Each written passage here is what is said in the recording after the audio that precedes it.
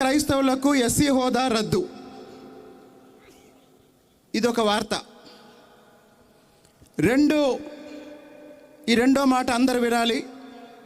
ఒక కుట్రపూరితంగా, ఒక పద్ధతి ప్రకారం, ప్రణాళికాబద్ధంగా ఒక కుట్ర ప్రారంభమైంది, ఒక ప్రచారం ప్రారంభమైంది.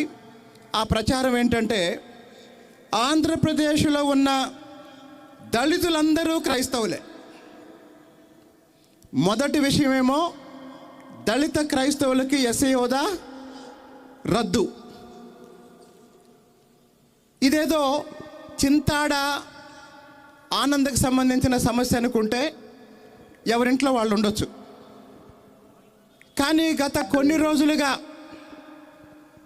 పదే పదే పదే పదే పదే పదే చెప్తున్నారు, ఆంధ్రప్రదేశ్లో ఉన్న దళితులందరూ క్రైస్తవులే అని.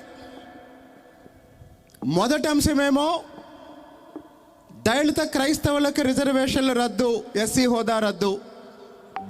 మరి దళితులందరూ క్రైస్తవులు అని పరిగణిస్తే దళితులందరూ రిజర్వేషన్ ఏమైంది అంటే పెద్ద కుట్ర, అసలు కుట్ర రిజర్వేషన్లు తీసేయాలని.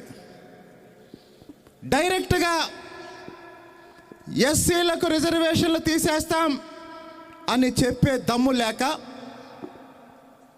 అని చెబితే పునాదులు కదులుతాయని తెలిసి